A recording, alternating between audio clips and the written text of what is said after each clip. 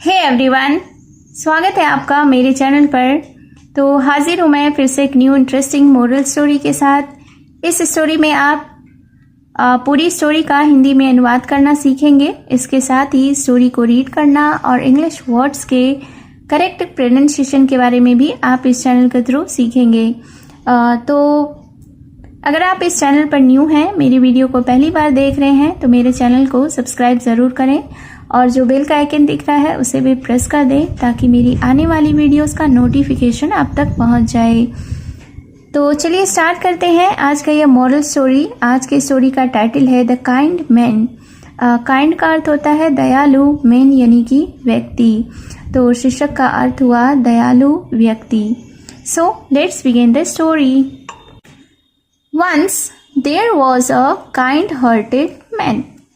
Once यानी कि एक बार, was यानी कि था, kind-hearted यानी दयालु, man यानी कि व्यक्ति। तो एक बार एक दयालु व्यक्ति था। He always helped people. Always यानी कि हमेशा, helped यानी मदद की, people यानी लोग। तो he always helped people यानी कि उसने हमेशा लोगों की मदद की। One day, एक दिन, he saw an empty purse and picked it. फिर क्या हुआ कि एक दिन he saw उसने देखा an empty purse. Empty यानी खाली, पर्स का अर्थ होता है बटुआ, picked का अर्थ होता है उठाया। तो एक दिन उसने एक खाली बटुआ देखा और इसे उठा लिया। At that moment यानी उसी पल, उसी क्षण यानी उसी वक्त, उसी समय, a woman came there. एक औरत वहाँ आई with a policeman, जो कि एक पुलिस मैन के साथ थी, पुलिस वाले के साथ थी। She shouted, वह चिल्लाई, This is my purse. उसने चिल्लाकर क्या कहा कि यह मेरा बटुआ है। The man handed over the purse to her. Handed over यानी सौंप देना। तो उस व्यक्ति ने उस औरत को बटुआ सौंप दिया। The woman asked. अब उस औरत ने पूछा Where is the money? Money यानी कि पैसे। तो उस औरत ने उस काइंड हार्टेड यानी दयालु व्यक्ति से पूछा कि पैसे कहाँ हैं। I had kept it for my medical treatment. Medical treatment यानी कि चिकित्सा उपचार। मेडिकल का अर्थ होता है चिकित्सा, ट्रीटमेंट यानी कि उपचार। तो मेडिकल ट्रीटमेंट का अर्थ हुआ चिकित्सा उपचार। तो आगे उस औरत ने कहा कि पैसे कहाँ हैं। I had kept it for my medical treatment यानी कि मैंने इसे चिकित्सा उपचार के लिए रखा था। Now the man had seen that the purse was empty, but seeing the woman was in need, he took out all his money and gave it to her. और फिर उसके बाद क्या हुआ, the man had seen यानी कि व्यक्ति ने देखा था that the purse was empty कि बटुआ खाली था, but seeing the woman was in need. need यानी ज़रूरतमंद, लेकिन उस औरत को देखकर जो कि ज़रूरतमंद थी, he took out all his money. उसने अपने सारे पैसे निकाले and gave it to her और इसे उस औरत को दे दिया। तो इस सेंटेंस को हम लोग एक बार फिर से देखते हैं कि अब उस व्यक्ति ने देखा था कि उस बटुए में वह बटुआ बिल्कुल खाली था, लेकिन उस औरत को देखकर जो कि ज़रूरतमंद थी, उसने अपने सारे पैसे निकाले और उस औरत को दे दिया। The women went away happily. Happily यानी आनंद से, वेंट अवे यानी चली गई।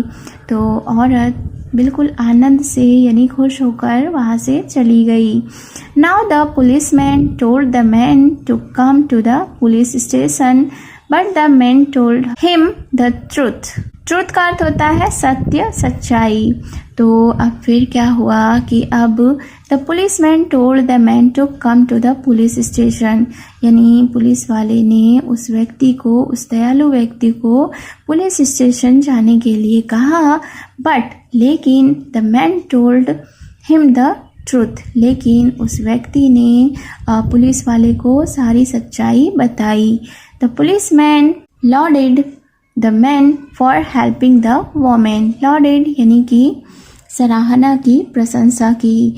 तो पुलिस वाले ने उस व्यक्ति की, जिसने की उस धनी व्यक्ति की, जिसने उस औरत की मदद की थी, उसकी सराहना की।